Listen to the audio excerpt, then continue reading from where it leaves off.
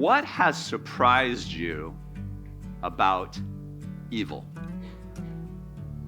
So if you walk with Jesus for any length of time, you learn about God, you learn a lot about goodness, the different aspects of goodness, and quite necessarily, you also learn a lot about evil. You have occasion to reflect on it and how it works. So I'm asking kind of you veteran Jesus followers, what has surprised you about evil? The masks. The masks that evil wears. The evil is a pretender, disguises itself. That's really good. Kent? How just and holy evil can look, which goes to mask. Isn't that interesting? Yeah.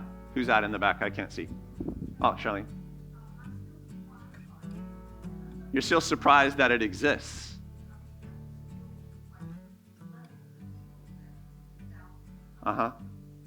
You still get surprised. Well, that's interesting. One of the things that's surprising about evil is that it can still surprise you. It's like I figured I'd be used to it by now, but actually, it's just like interesting. Beth. It's creative. It's creative. That's interesting. Evil is creative. Yeah. That's a provocative question. Is it creative or is it creatively destructive? Yeah, Mike. Also very banal. It's very banal. It's banal means like boring, ordinary. Let me go to C.S. Lewis. One of my favorite quotes on evil. All evil is petty.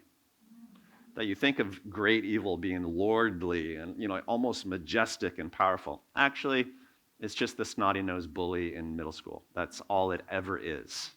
Yeah. Was it David? How do I say subtle and kind of like camouflage. Subtle and camouflage. It's not necessarily intimidating. It can be kind of easygoing. Yes, Rania. I think that evil is the loser that never gives up. It's surprising. Evil never gives up. Oh, that's interesting. Yeah, it doesn't get tired. Yeah, it's always around. It's like gum on your shoe. Yeah, let's go on back. Nina.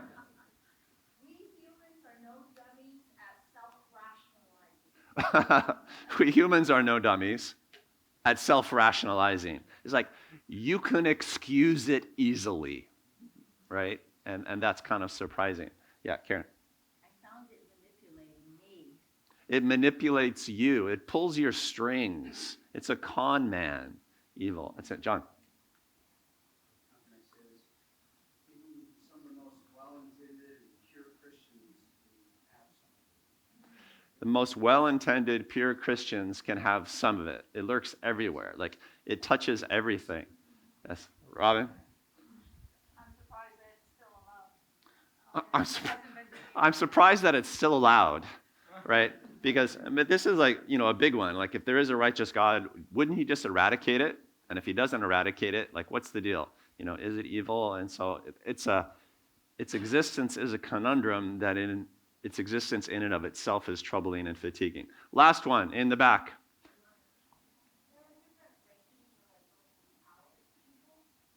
There are different rankings and level of power to it. So it can feel different at different times. It can strike you differently at different times. All very interesting. As I suspected, you guys know a disturbing amount about evil. Yeah.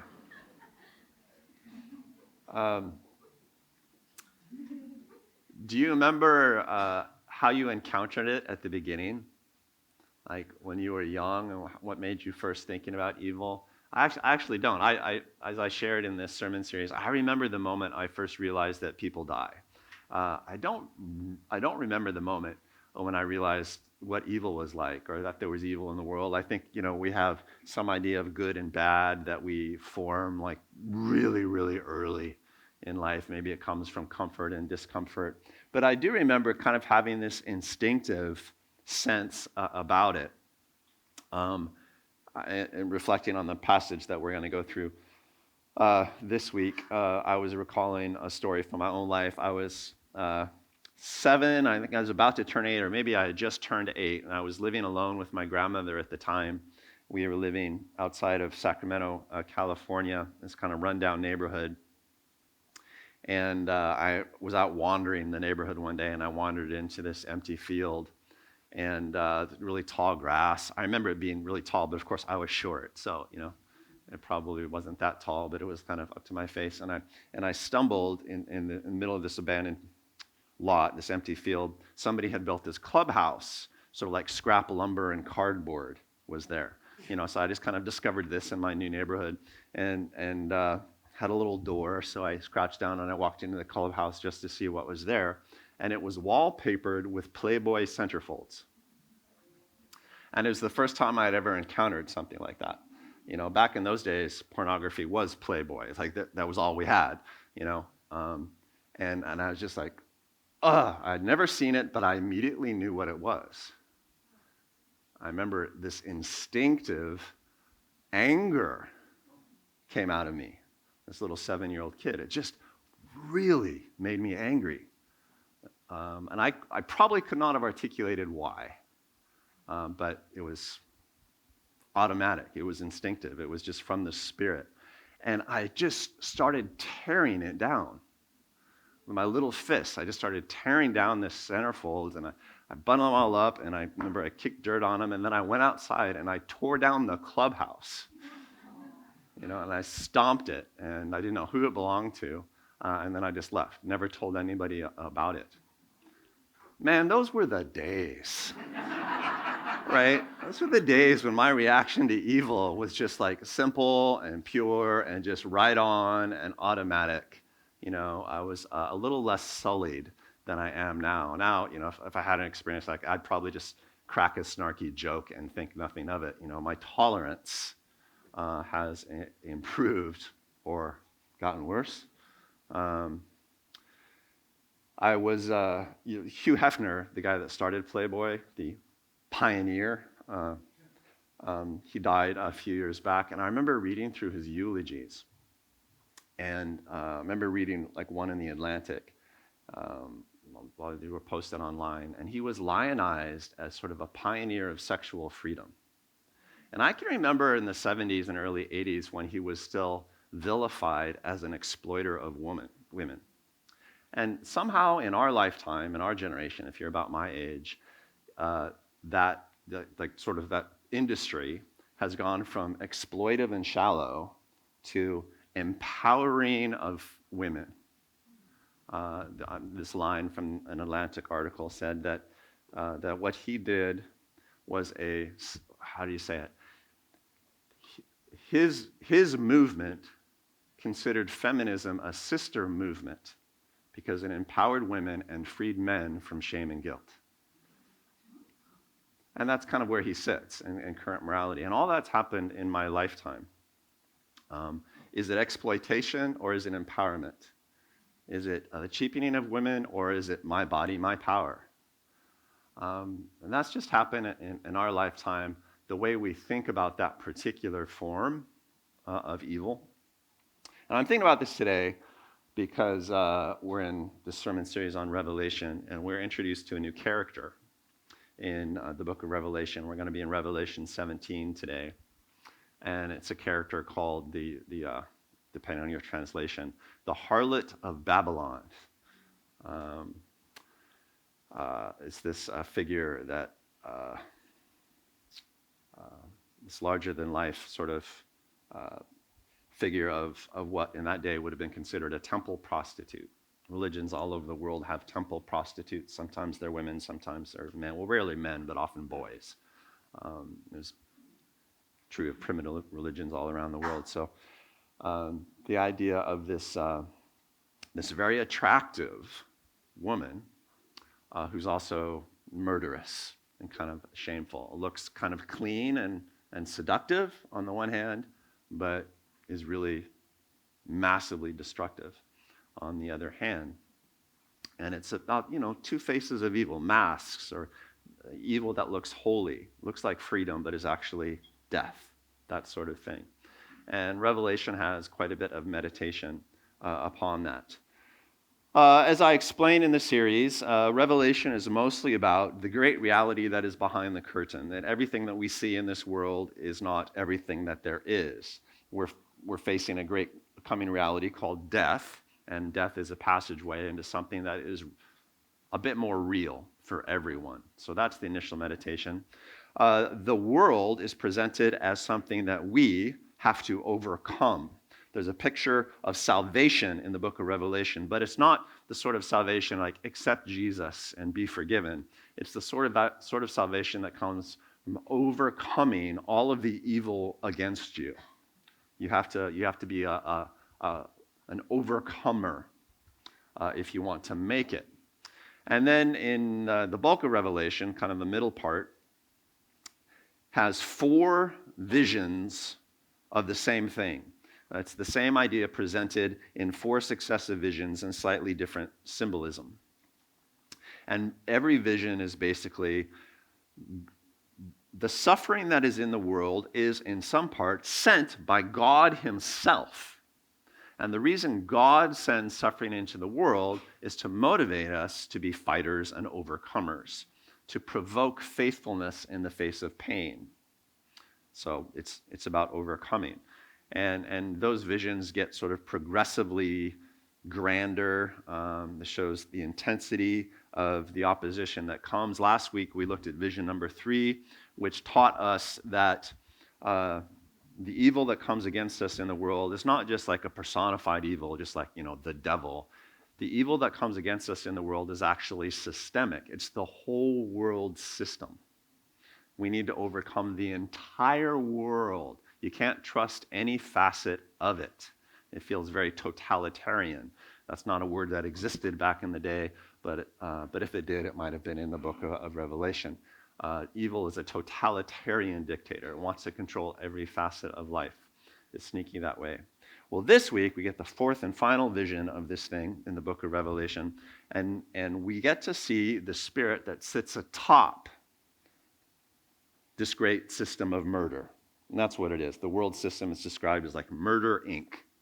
It is industrial holocaust. And the spirit that sits on top of that, kind of controlling it all, is a bit surprising. That spirit does not look exactly what you would think that it looks like. So let's read from Revelation chapter 17. I'll read 14 verses. Some of the symbols that you see in this passage you have seen elsewhere in the book of Revelation, and so you should be able to interpret them fairly easily. Revelation, if you're just catching up, is written essentially in hieroglyphics. It's written with prophetic symbols that we can understand. We are supposed to be able to understand. So some of these symbols are already familiar. You'll be able to crack them. And then there's this one additional symbol of this woman of ill repute. One of the 7 angels who had the 7 bowls came and said to me, so John is seeing these pictures in heaven. There's some bowls being poured out, and they all have sort of wrath and suffering in them. And we get to the end of that process, and then one of the angels, one of the instructors, comes to John and says, "Come, I will show you the punishment of the great prostitute who sits on many waters."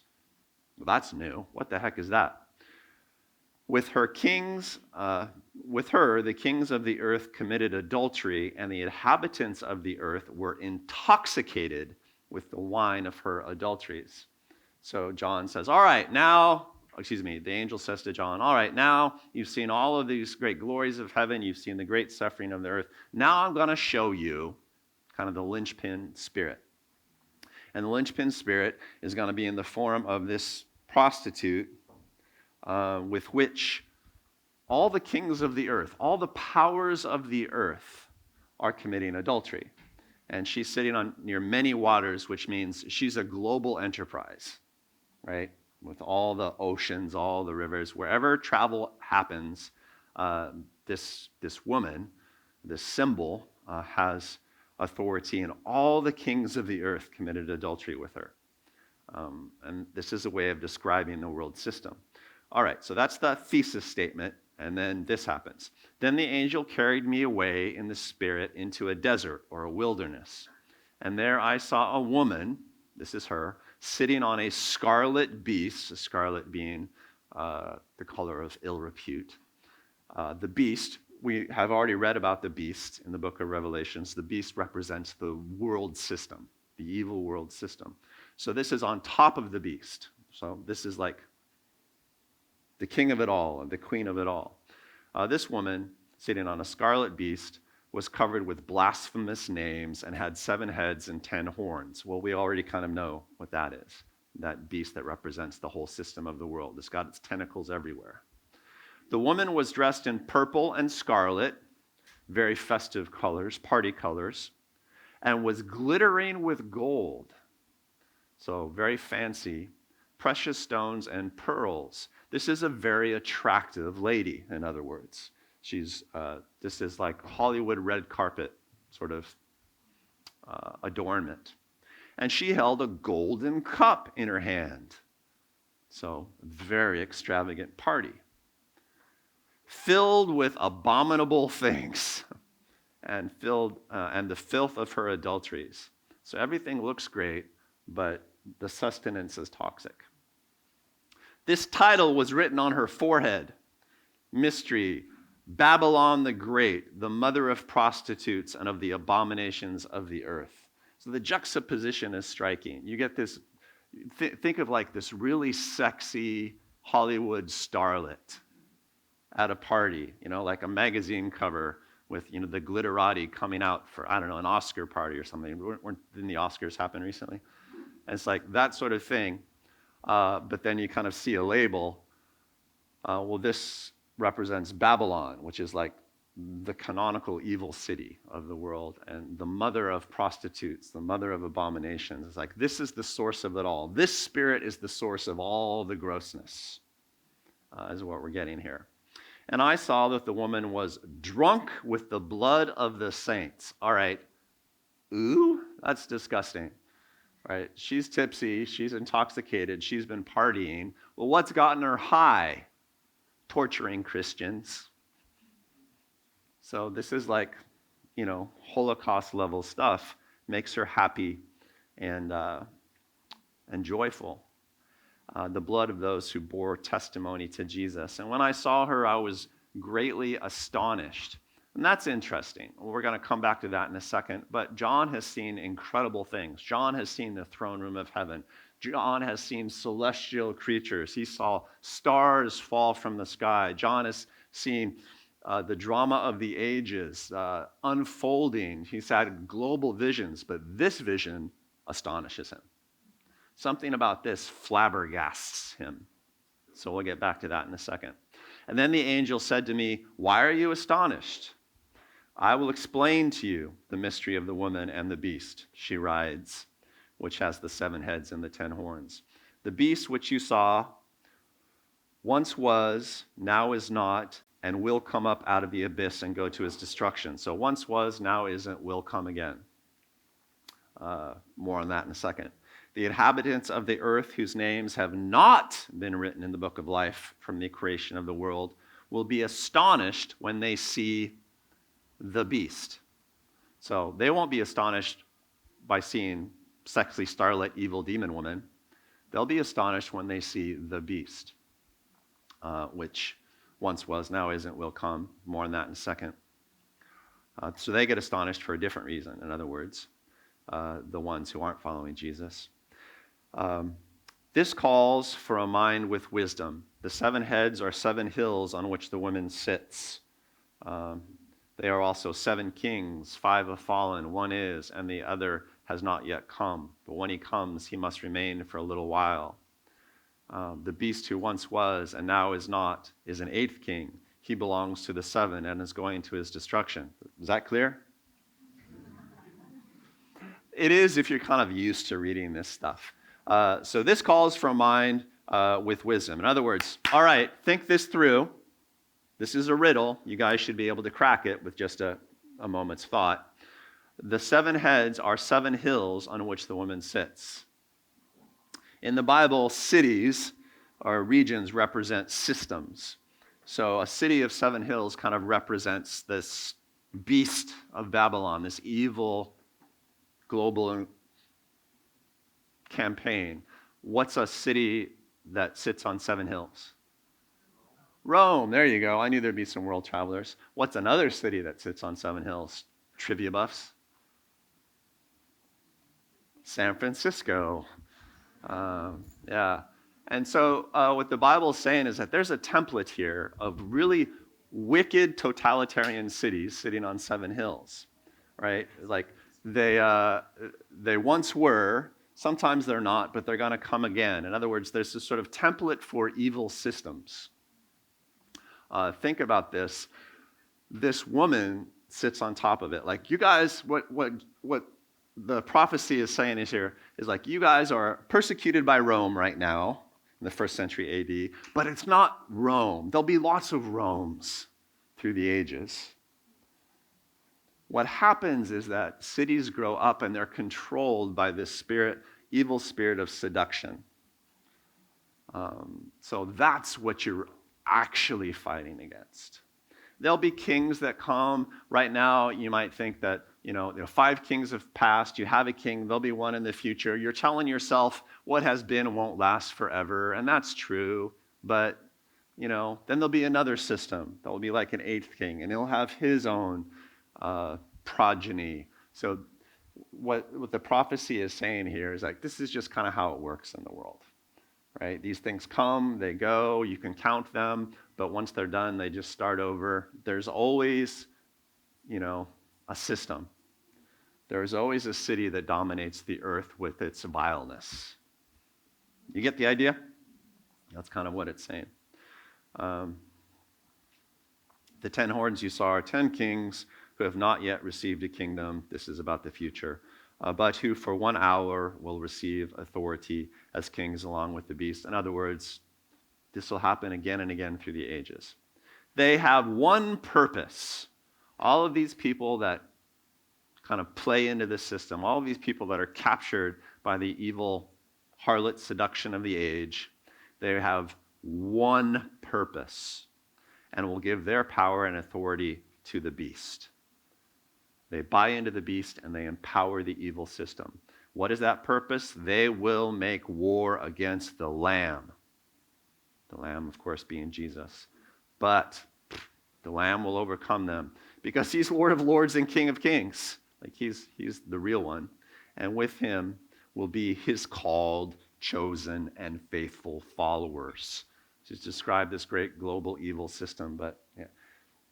In the end, Jesus will overcome them. What really rivets me about that statement in verse 14 there is, or 13 and 14, is that this whole world system, you might think that it's just sort of evolved out of convenience, that, it's just has happened to work out this way.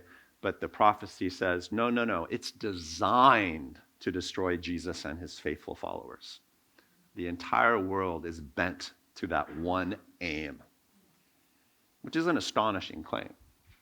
Astonishing claim. How many of you look out at the cities of the world and think, danger, like they're trying to kill me? But that's how Revelation presents it. It's like, do not be anything less than serious when you think about overcoming the systems of the world. A couple words about why John was astonished.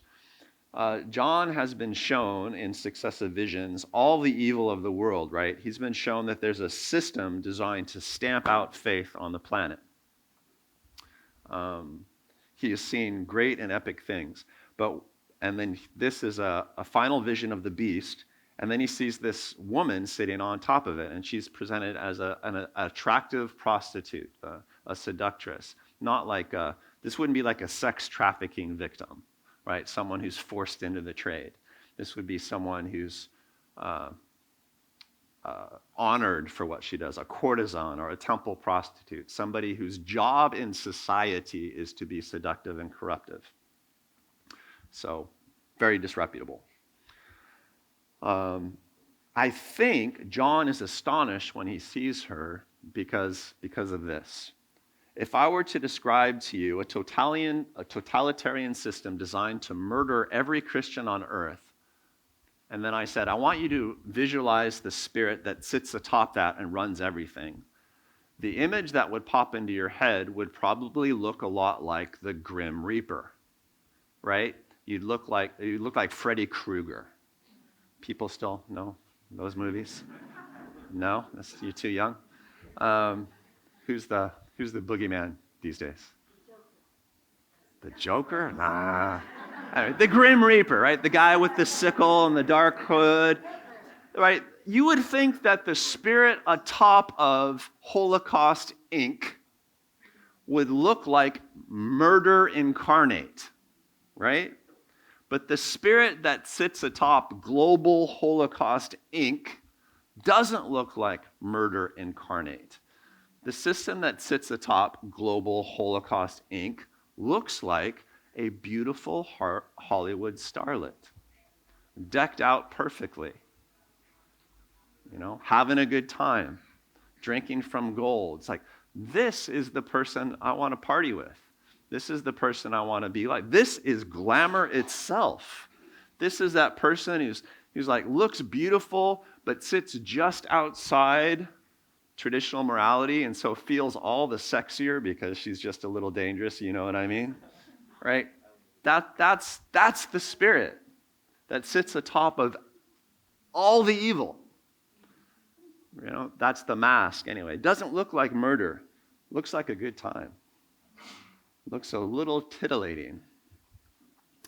And evil has many facets. We see many facets of evil in this book, but the prophecy of John is saying, but this is the key to them all. This is the head honcho. The head honcho evil spirit kind of looks attractive until you look really, really close, and then it's like, oh, she's drunk on the blood of Christians. It's like, no, pshaw, don't take that seriously. After all, yeah, Christians aren't all that. We don't really need the church anyway. That's the spirit that we're really up against. And then the unfaithful, they get astonished. They're astonished when they see the beast. Notice that in the passage? So they're not astonished when they see the beautiful woman. They're astonished when they see the beast. Why? Because they've been fixated on the beautiful woman. And when the truth is revealed to them, they're like, oh, crud. We were just partying with a honey. We did not realize that it was Holocaust Inc. And so they're like, that's not what it felt like. And then they're tripping on that. You understand the difference? Christians are deceived because they think evil is really ugly, but actually it can be beautiful. And then evil people are deceived because they thought that they were just having a fine time and they didn't realize they were contributing to global Holocaust. Yeah. You feel it? That's the vision. This is kind of mind-blowing. This one disturbs me. It disturbs me. It disturbs me in the same way that I'm disturbed when I think about the arc of my relationship with evil over the years. It's like, yeah, when I was 7 years old and I encountered this little pornography shrine in Sacramento, California, I was just like, no, But now I feel like I could just not even register it. Or worse, be attracted to it, right? It's like, yeah, I get it. I get it. How far I have fallen. How far I have fallen. I've been convinced. I've been seduced. I've been co-opted. It wasn't one thing that did me in. It 1,000 things from 1,000 different directions because it's a whole system, right? Everything has convinced me to give into it, entertainment, education, the university system, politics, even the church itself on occasion. It's like, you know what? It's not that bad. It's not that bad. No need to get upset about it. So this is sort of the rationale, for me saying things like I do. I'm fond of saying the world is a lying cult trying to control you. Well, that's a bit extreme and pessimistic, Jordan. No, that's just the reality. we live in, and it's burdensome and it's inconvenient and it's discouraging. And I understand. It's sobering, but it's sobering in a world that's drunk on blood. Like, the world's not drunk on blood, well, doesn't look like it, but in that golden goblet of sexy seductiveness is actually blood. It just doesn't look like it until you look closely. The world is a lying cult trying to control you. It tries to control you in a zillion different ways.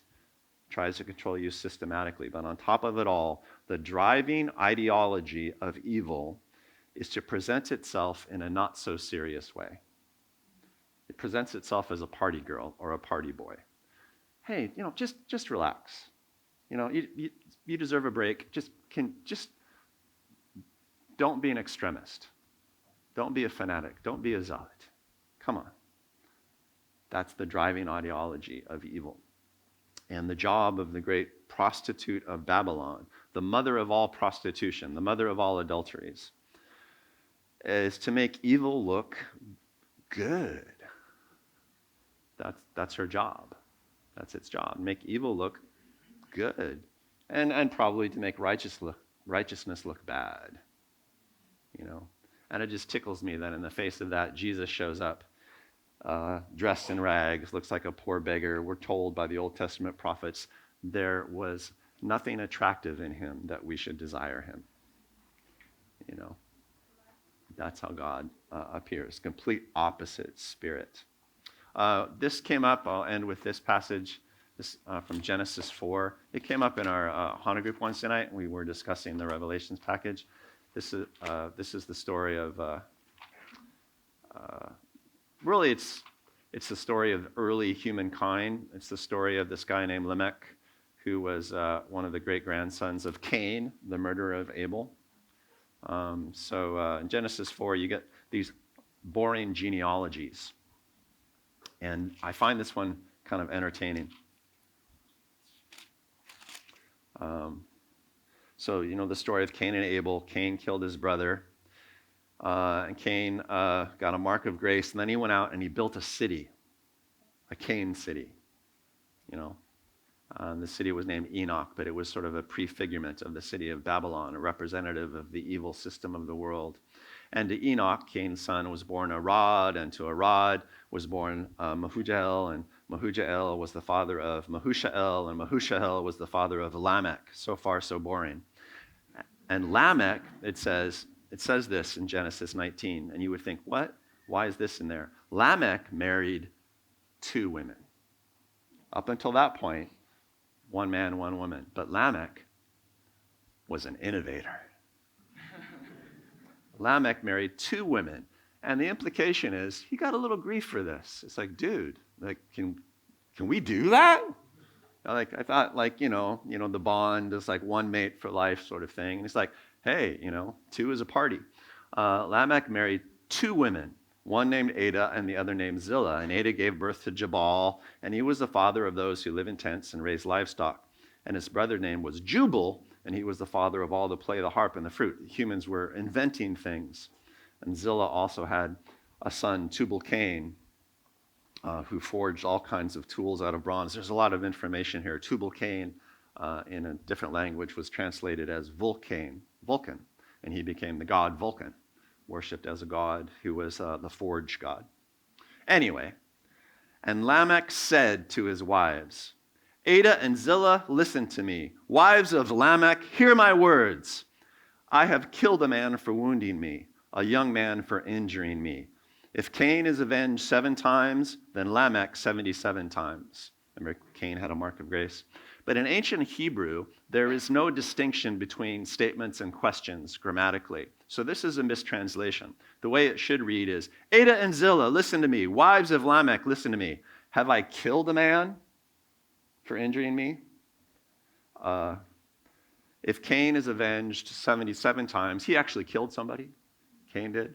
Then if Cain is avenged 7 times, then I'll be avenged 77 times. In other words, this is what the dude is saying. So I slept with 2 women instead of 1. It's not like I'm a murderer. And God can forgive murder, so why are you uptight about a little sexual fun? And I see Lamech as like the world's first frat boy, right? He's like, hey man, it's just a party, so we slept around a little bit. It's not like we actually hurt anybody. And it was like the very first excuse like that. And it's registered in the book of Genesis because this is the beginning of the science of justification. Lamech was the innovator, the father of all of that. At least Cain knew that he did wrong. Lamech was like, it's not like I'm contributing to the Holocaust. I get to Revelation, it's like, no, that's the very spirit of the Holocaust right there.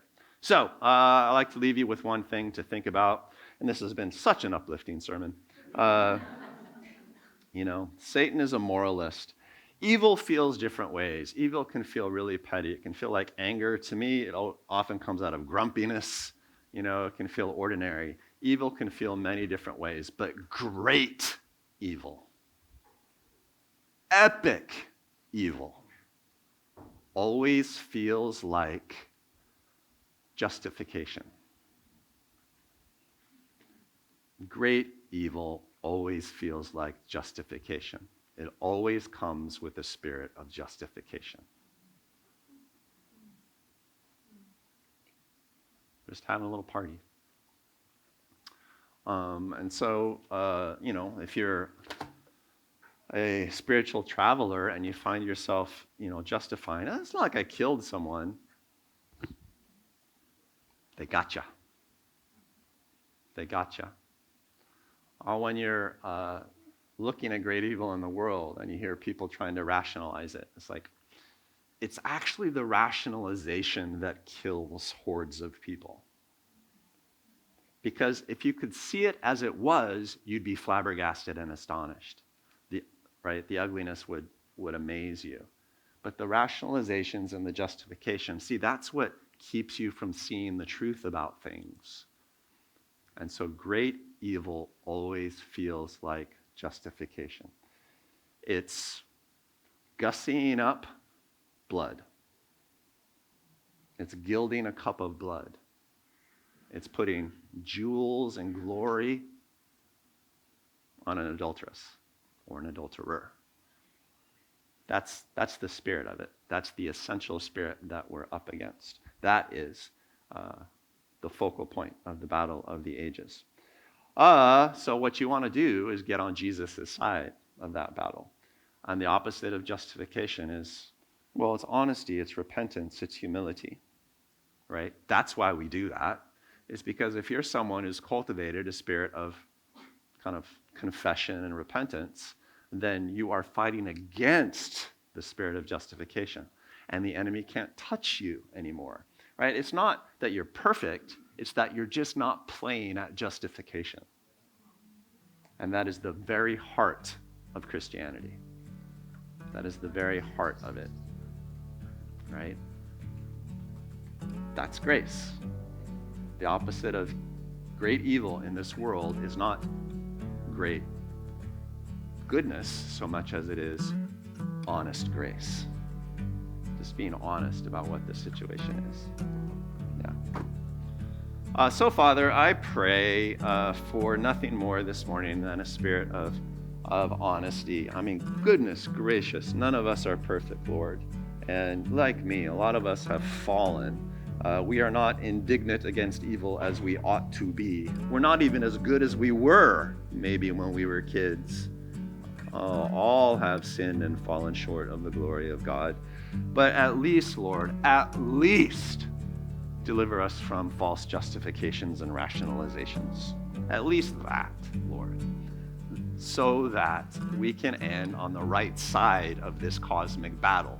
So when the curtain falls, we're not finding ourselves arrayed against Jesus, but rather lined up with him.